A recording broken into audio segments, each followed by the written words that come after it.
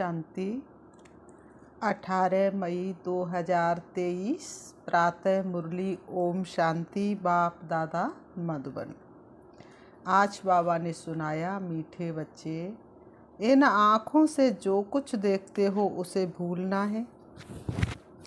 सब शरीरधारियों को भूल अशरीरी बाप को याद करने का अभ्यास करो। मीठे बच्चे, इन आँखों से जो कुछ देखते उसे भूलना है। सब शरीरधारियों को भूल अशरीरी बाप को याद करने का अभ्यास करो। प्रश्न बाबा ने किया, तुम बच्चों का मुख ज्ञान से मीठा होता है, भक्ति से नहीं, क्यों? उत्तर में बाबा ने बताया, क्योंकि भक्ति में भगवान को सर्वव्यापी कह दिया है। सर्वव्यापी कहने से बाप और बरसे की बात खत्म हो गई है, इसलिए वह मुख मीठा नहीं हो सकता। अभी तुम बच्चे प्यार से बाबा कहते हो तो बरसा याद आ जाता है, इसलिए ज्ञान से मुख मीठा हो जाता है। दूसरा, भक्ति में खिलौने से खेलते आए, परिचय ही नहीं था तो मुख मीठा कैसे हो? भक्ति माना गुड़ियों का खेल, खिलौना से खेलना। तो बाबा ने कहा, ना बाप का परिचय, ना बाप की रचना का परिचय, तो मुख मीठा कैसे हो सकता है? गीत है ओम नमो शिवाय। ओम शांति। शिवाय नमः अथवा नमस्ते भी कहा जाता है। नमस्ते हमेशा बड़ों को की जाती है। मनुष्यों का बुद्धि योग पतित पावन बाप के साथ नहीं है। कभी किसको याद करेंगे, कभी किसको याद करेंगे। पतितों को पावन बनाने वाले जो बाप है उनको तो जानते ही नहीं, इसलिए गाते, भगवान आपको खत लिखती पर तेरा पता मालूम नहीं। पतित को पावन बनाने वाला है एक, उनको कहा जाता है शिवाय नमः। यह भी बुद्धि में आता है कि शिव तो है निराकार। अगर शंकर को नमा करेंगे तो कहेंगे शंकर देवताए नमा। शिवाय नमः वह अलग हो गया, शंकर देवताए नमः वह अलग हो गया। ब्रह्मा देवताए नमः कहते हैं, ब्रह्मा तो यहाँ है। भक्ति मार्ग में भक्त लोग कितनों की वंदना करते, लेकिन सत्य परिचय परमात्मा का उनके पास नहीं होने के कारण दिन प्रतिदिन सीढ़ी नीचे उतरते ही जाते हैं। बाबा ने कहा, जब तक सूक्ष्म वतनवासी ना बने तब तक उनको देवता कहा ना जाए। यहाँ तो है प्रजापिता। जब बाबा ने कहा जब तक ये प्रजापिता है, मनुष्य तन में है, तब तक इनको देवता कह नहीं सकते। जब तक प्रजापिता ब्रह्मा है, मनुष्य है, तब तक उनको देवता कह नहीं सकते। देवता तो सूक्ष्म वतनवासियों को, या तो जो नई दुनिया में रहते उनको कहा जाता है। इससे सिद्ध होता है इस समय जबकि प्रजापिता है तो देवता नहीं कहेंगे। तुमको भी इस समय देवता नहीं कह सकते। तुमको भी क्या कहा जाता है? तुमको भी इस समय ब्राह्मण कहा जाता है। परंतु तुम दैवी बुद्धि अर्थात देवता बनने के लिए पुरुषार्थ कर रहे हो। देवताओं की तो महिमा है सर्वगुण संपन्न, 16 कला संपूर्ण, संपूर्ण निर्विकारी। ब्रह्मा विष्णु शंकर की ये महिमा नहीं है। महिमा मनुष्य मात्र की और देवताओं की अलग अलग होती है। प्रेसिडेंट, बाबा ने कहा प्रेसिडेंट है, उनका पार्ट अपना है। प्राइम मिनिस्टर का पार्ट अपना है। ड्रामा में पार्ट तो अलग अलग होगा ना। बाबा ने कहा सबका ड्रामा में पार्ट तो अलग अलग होगा ना। तो जब शिवाय नमः कहते हैं तो शिव बाबा ही है। ब्रह्मा देवताए नमः, विष्णु देवताए नमः अलग है। शिव बाबा को ऐसे नहीं कहेंगे, उनको कहेंगे परम पिता परमात्मा शिव, क्योंकि शिव और शालिग्राम है। वह छोटे छोटे दिखाते हुए बड़ा है। बाबा ने समझाया है कोई भी छोटे बड़े नहीं होते हैं। कर्तव्य छोटे बड़े होते तो वो फिर कर्तव्यों को कैसे दिखाएं? तो वह फिर रूप ऐसा दिखा देते हैं। उनको कहा जाता है परम पिता परमात्मा, गॉड फादर। ये क्यों कहते हैं? आत्मा शालिग्राम शिव बाबा को कहती है तो जरूर बाप से वर्षा मिलना चाहिए, क्योंकि वह है स्वर्ग का रचयिता। जरूर आदि सनातन देवी देवता धर्म की रचना परम पिता परमात्मा ने की होगी, और कोई कर ना सके। पवन का और कोई रचना कर ना सके। उस बाप को सर्वव्यापी कहने से बरसे का नाम निशान गुम हो जाता है। जैसे कहते हैं कि गॉड इज ओमनी प्रेजेंट, हाजरा हजूर है। कसम भी जो उठाते हुए झूठा। बाबा ने कहा कसम भी जो उठाते हैं ना वह भी झूठा। कहते ईश्वर बाप को हाजिर नाजिर जान, बाप को जानते ही नहीं। कहते ईश्वर बाप को हाजिर नाजिर जान, मैं जो कुछ कहूँगा सच कहूँगा, सच कहूँगी, लेकिन ईश्वर बाप को तो जानते ही नहीं। तुम बच्चे जानते हो अभी ईश्वर हाजिर है, बरोबर वह सुप्रीम सोल है। उनकी महिमा सबसे न्यारी है। एक तो निराकार है, उसका नाम शिव है। उसका जिस्मानी नाम कभी नहीं पड़ता, क्योंकि वह न शरीर का आधार, न शरीर में आए और न जन्म मरण में आए, इसलिए उनके शरीर का नाम कभी नहीं पड़ता। वह तो सिर्फ 5 तत्वों के प्रकृति के बने हुए शरीर का आधार लेकर के ज्ञान सुना करके पतितों को पावन बना के फिर वापस चले जाते हैं। तो बाबा ने कहा बाकी सभी के नाम होते जिस्म के, जन्म बाई जन्म शरीर के नाम बदलते रहते हैं। बाकी आत्मा आत्मा ही है। मनुष्य का नाम बदलता है। कहेंगे फलाने का पितृ अथवा श्राद्ध खिलाते हैं तो वह याद आता है। अब जिस्म तो उनका जल जाता है, बाकी रहती है आत्मा, तो आत्मा को खिलाते पिलाते। शरीर तो उन्होंने अपने हाथ से ही जलाया है। आत्मा को निर्लेप कह ना सके, बाप बैठ समझाते हैं। जब कोई शरीर छोड़ते तो शरीर तो खत्म हो गया, फिर किसको खिलाते हैं? भले खिलाएंगे आत्मा को तो भी शरीर में मोह रहता है। यहाँ बाबा कहते कोई के शरीर के साथ मोह नहीं रखो, बिल्कुल नष्टो मोहा बनो। सब शरीरों को बुद्धि से निकालना है। अब इन आँखों से जो देखते हो वह भूलना है। बाप सिर्फ कहते मुझे याद करो, मेरा तो कोई शरीर नहीं है, इसलिए डिफ़िकल्टी होती है। सगाई की अंगूठी पहनाते हैं ना, अब वह तो निराकार है, उसका कोई चित्र नहीं है।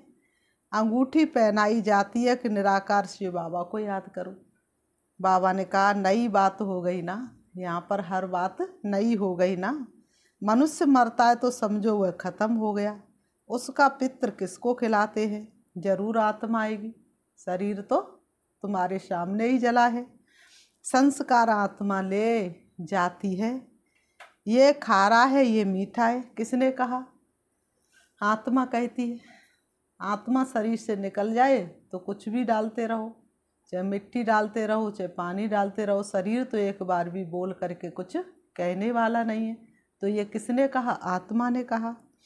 आत्मा कहती मेरी जबान को कड़ुआ लगा, मेरे कान बहरे हैं, मेरे माथे में दर्द है, ये कहने वाला कौन है? मनुष्य भूल गए हैं, बाप समझाते हैं। आत्मा ही दुख सुख भोगती है, अभोक्ता सिर्फ बाप है। आत्मा ही सुख दुख भोगती है, लेकिन बाप तो अभोक्ता है ना। वह उसे कड़ुए का स्वाद ना मीठे का, वह तो अभोक्ता है। बाप ही बैठा आत्मा का ज्ञान देते हैं। बाकी आत्मा सो परमात्मा कहना ये बड़े से बड़ा अज्ञान है। सारी दुनिया में कहते हैं परमात्मा सर्वव्यापी है, फिर उनको याद करने से क्या मिलेगा? भक्त उनको याद करते परंतु उनसे मिलता क्या है ये कोई जानते नहीं। सर्वव्यापी कहने से मिलने की बात ही नहीं उठती। आसुरी मत पर चलने से मनुष्य नीचे ही गिरते जाते हैं। श्रीमत तो एक बाप की ही है। आसुरी मत देने वाला है रावण, जिसकी मत पर एक दो को दुख देने लग पड़ते हैं। अब तुम हो ईश्वरी संप्रदाय, एक दो को सुख देने वाले। बाप है सर्व का सुखदाता, शिव बाबा है सबका सुखदाता, इसलिए उसको कहते हैं सुख का सागर, शांति का सागर, आनंद का सागर है। जो तुझ में समा जाए अनोखे हीरे वो पाए। जो बाप की याद में खो जाए तो उसे सुख शांति आनंद की अनुभूति 1 सेकंड में हो जाए।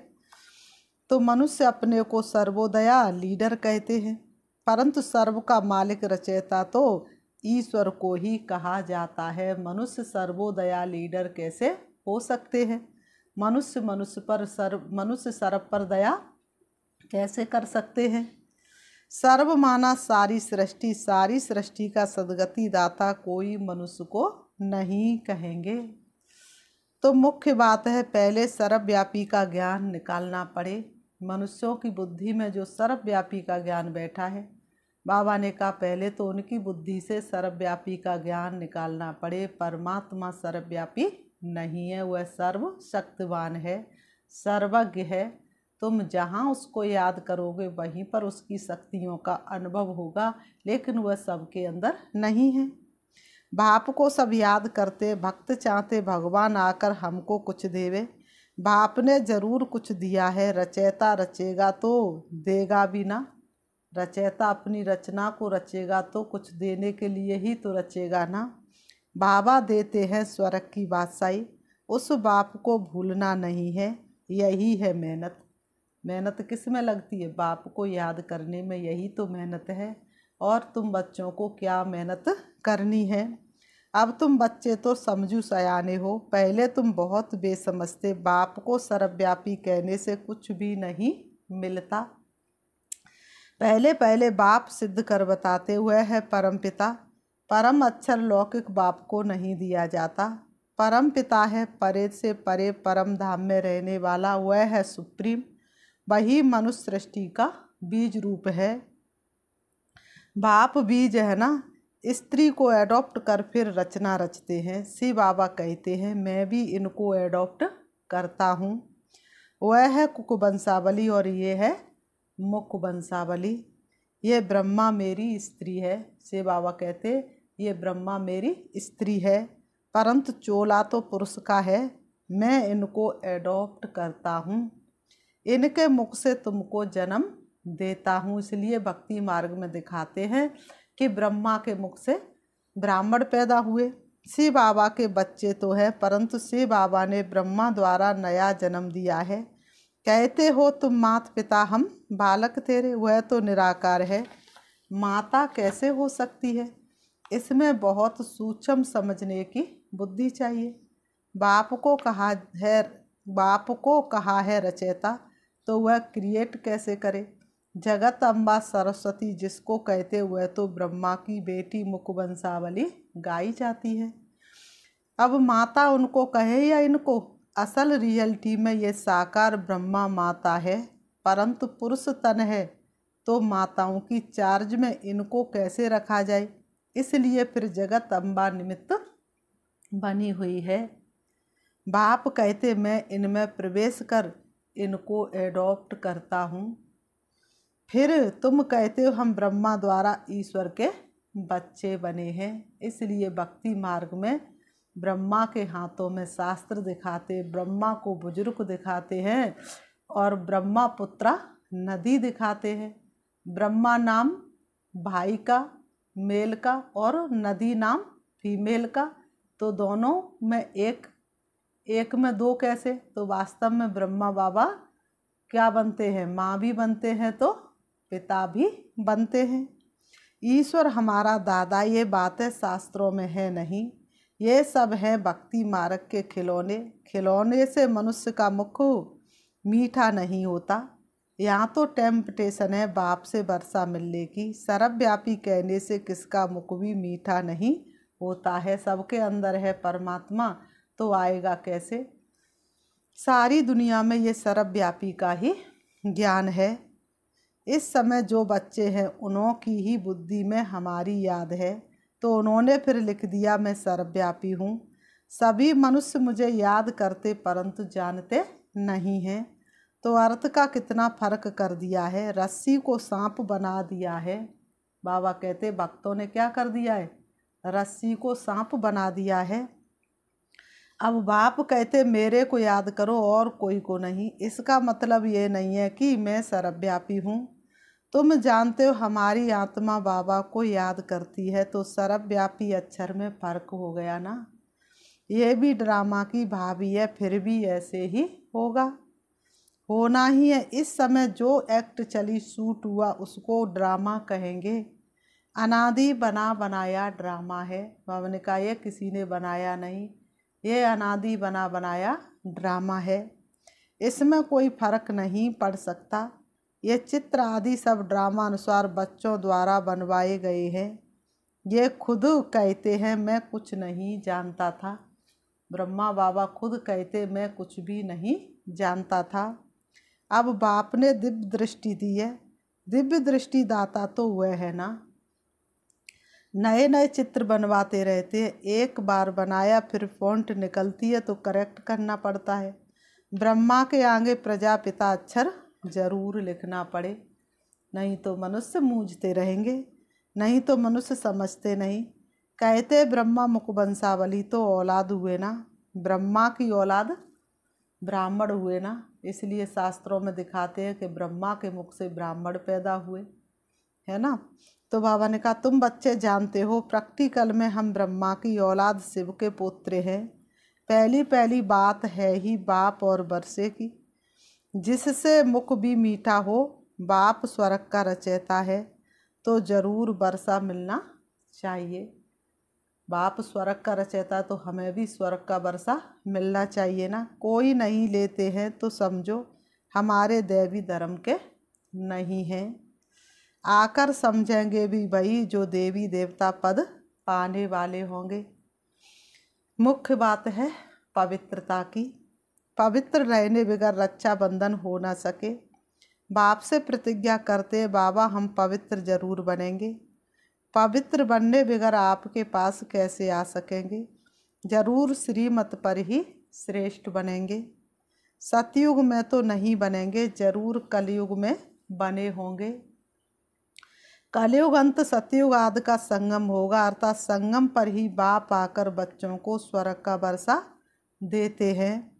भारत का नाम बहुत बाला है, भारत ही सचखंड और झूठ खंड बनता है। और खंड गोल्डन एज में नहीं होंगे, दूसरे सभी खंड विनाशी है, ये है अविनाशी खंड। क्योंकि अविनाशी बाबा फिर से आए हैं। धर्म स्थापना की एक्टिविटी जो हुई है कल्प बाद फिर वही चलेगी। बाप कितना वर्षा देते हैं, मोस्ट बिलवेड बाप है। ग्रस्त व्यवहार में रहते हुए तुम प्रवृत्ति मार्ग वालों को पवित्र जरूर बनना है। सन्यासियों का निवृत्ति मार्ग वालों का धर्म ही अलग है, वैसे और अलग अलग अनेक धर्म है। वह स्वर्ग में नहीं आएंगे। बाबा ने कहा वह स्वर्ग में नहीं आएंगे, जो हमारे धर्म के और धर्मों में मिल गए वही निकलेंगे। एक बार सुना बाबा का ज्ञान उस समझ में आ जाएगा। अब तुमको कितना ज्ञान मिला है, तुम्हारा तीसरा नेत्र खुला है, त्रिकालदर्शी तुम बन रहे हो। वरदान भरी दृष्टि से हमें बनाया त्रिकालदर्शी। सिवाय तुम ब्राह्मणों के और कोई भी मनुष्य मात्र त्रिकालदर्शी नहीं होते, देवताएं भी त्रिकालदर्शी नहीं है। बाप कहते तुमको तीसरा नेत्र दे सज्जा बनाता हूँ। तुम बच्चे जानते हो हमारा अब तीसरा नेत्र खुल रहा है। जैसे बाप में सारे सृष्टि के आदि मध्य अंत का ज्ञान है, वैसे हम जो उनके बच्चे हैं हमको भी बाबा द्वारा ज्ञान मिला है। गोया हम मास्टर ज्ञान सागर बन रहे हैं, और किसको मास्टर ज्ञान सागर नहीं कहेंगे, परंतु तुमको भी ज्ञान सागर नहीं कहेंगे, तुम ज्ञान नदियाँ हो। बाकी ऐसे नहीं अर्जुन ने तीर मारा और गंगा निकल आई, ना ही गऊ के मुख से पानी निकल आता है। वहाँ गंगा कहाँ से आएगी। कहाँ तुम 2 बुझाएं वाले, कहाँ वह जगत अम्बा को 4-6 बुझाएं दे देते हैं। तुम बच्चों को बहुत कुछ समझाना है। कई बच्चे कहते हैं कि बाबा की याद नहीं रहती है, अपने को आत्मा नहीं समझते, घड़ी घड़ी भूल जाते हैं। बाप को याद नहीं करेंगे तो वर्षा कैसे मिलेगा। बाबा कहते हैं निरंतर मुझे याद करो तो उसी योग बल से तुम्हारे विक्रम विनाश होंगे। याद नहीं करेंगे तो मम्मा बाबा के तख्त नसीन कैसे बनेंगे, उनको कपूत कहा जाएगा। सपूत बच्चे तो बाप को निरंतर याद करने का खूब पुरुषार्थ करते रहेंगे, दिन रात याद में लगे रहेंगे, एक एक सेकंड सफल करते रहेंगे, अंत तक करनी ही है। बाप को जितना याद करेंगे उतना तुम्हारी कमाई है। अपना चाट रखो जो ओटे सो अर्जुन। दूसरों को देखने की क्या ज़रूरत है, अपना चाट रखो जो ओटे सो अर्जुन। उन्हें ही बारिश कहा जाता है। बाबा ने कहा जो एक एक सेकंड बाप को याद करते उन्हें ही बारिश कहा जाता है। फिर बाबा ने कहा अच्छा, मीठे मीठे सिकीलते बच्चों प्रति माता पिता बाप दादा का याद प्यार और गुड मॉर्निंग। रूहानी बाप की रूहानी बच्चों को नमस्ते। हम रूहानी बच्चों की रूहानी बाप दादा को याद प्यार और नमस्ते नमस्ते नमस्ते। धारणा के लिए मुख्य सार नंबर 1, ईश्वरी मत पर एक दो को सुख देना है, किसी को भी दुख नहीं देना है, पाप समान सुखदाता बनना है। नंबर 2, इन शरीरों से मोह निकाल नष्टो मोहा बनना है। सपूत बच्चा बन निरंतर बाप को याद करने का पुरुषार्थ करना है। तेरे पास ही खो जाऊं जी चाहता है बाबा। वरदान, हंस आसन पर बैठ हर कार्य करने वाले सफलता मूर्त विशेष आत्मा भव। हंस आसन पर बैठ हर कार्य करने वाले सफलता मूर्त विशेष आत्मा भव। स्पष्टीकरण है, जो बच्चे हंस आसन पर बैठकर हर कार्य करते हैं उनकी निर्णय शक्ति श्रेष्ठ हो जाती है। इसलिए जो भी कार्य करेंगे उसमें विशेषता समाई हुई होगी। जैसे कुर्सी पर बैठकर कार्य करते हो वैसे बुद्धि इस हंस आसन पर रहे तो लौकिक कार्य से भी आत्माओं को स्नेह और शक्ति मिलती रहेगी। हर कार्य सहज ही सफल होता रहेगा। तो स्वयं को हंस आसन पर विराजमान विशेष आत्मा समझ कोई भी कार्य करो और सफलता मूर्त बनो। स्लोगन, स्वभाव के टक्कर से बचने के लिए अपनी बुद्धि दृष्टि व वाणी को सरल बना दो। स्वभाव के टक्कर से बचने के लिए अपनी बुद्धि दृष्टि व वाणी को सरल बना दो। अच्छा, ओम शांति, ओम शांति। अभी हम प्यारे बाबा को 5 मिनट याद करेंगे। देखेंगे अपने आप को, मैं सर्व प्राप्ति संपन्न आत्मा हूँ, मैं संपूर्ण ब्राह्मण आत्मा हूँ, भगवान के यज्ञ की संपूर्ण मददगार हूँ, मैं मास्टर सर्वशक्तिमान हूँ, सर्वशक्तिमान पिता की प्यारी संतान हूँ। सृष्टि रंगमंच पर मुझ आत्मा का सबसे श्रेष्ठ पाठ है। आदि से लेकर अंत तक मुझ आत्मा ने मुख्य एक्टर के रूप में पाठ बजाया। धीरे धीरे मैं आत्मा सृष्टि चक्र में आते आते कलयुग के अंत में आ गई, कलाहीन हो गई, शक्तिहीन हो गई। प्यारे शिव बाबा ने ब्रह्मा बाबा के तन के द्वारा मुझे सत्य ज्ञान दिया। अब मुझे परमात्मा प्यार की संपूर्ण बनने की, सर्वशक्तिवान बाप से शक्ति लेने की उमंग उत्साह इस सृष्टि रंगमंच से दूर ले जा रही है। मैं आत्मा ज्ञान योग के पंखों के द्वारा उड़ रही हूँ। मैं दिव्य चक्षु के द्वारा अपने संपूर्ण विश्व की आत्माओं को देख रही हूँ और नीले गगन में उड़ रही हूँ। मैं संपूर्ण बंधनों से मुक्त होकर के उड़ी जा रही हूँ। सूरज चांद सितारों से पार मुझे संपूर्ण स्वतंत्रता का अनुभव हो रहा है। उससे भी ऊपर सूक्ष्म वतन, उससे भी ऊपर चली जाती हूँ हल्के सुनहरे लाल रंग के आसमान में, जहाँ चमकता हुआ दिव्य सितारा है। वही मेरा शिव बाबा है। जहाँ सूरज चांद सितारों का प्रकाश नहीं पहुँचता, परमात्म शक्तियों से प्रकाश ही प्रकाश है। मैं आत्मा शिव बाबा की किरणों के नीचे हूँ। उनकी रंग बिरंगी किरणों ने मुझे चारों तरफ से ढक लिया है। मैं आत्मा संपूर्ण आनंद की अनुभूति कर रही हूँ। मेरे अंदर सर्व शक्तियाँ समाहित हो रही हैं। मुझे अतीन्द्रिय सुख और आनंद की अनुभूति हो रही है। मैं वही गोपी हूँ जिनका गायन शास्त्रों में है। मैं परमात्म प्यार में लीन हो जाती हूँ। मुझे तन मन की कोई सुध नहीं। मुझे देह और देह के संबंधियों की कोई आकर्षण नहीं। मुझे सर्व शक्तियों और गुणों का अनुभव हो रहा है। बाबा से सर्व संबंधों की अनुभूति हो रही है। मैं आत्मा समाती जा रही हूँ, खो गई।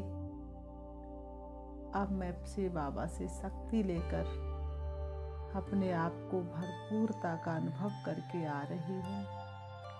परम धाम से नीचे, सूक्ष्म वतन से नीचे, तारागढ़ से नीचे, चंद्रमा से भी नीचे, सूरज से भी नीचे मैं आत्मा आ जाती हूँ सृष्टि रंगमंच पर। आकर के दोनों ग्रहों के बीच भ्रकुटी में विराजमान हो जाती हूँ। मुझे आत्मा की शक्तियाँ चारों तरफ फैल रही है, चारों तरफ के वातावरण को शक्तिशाली बना रही हैं।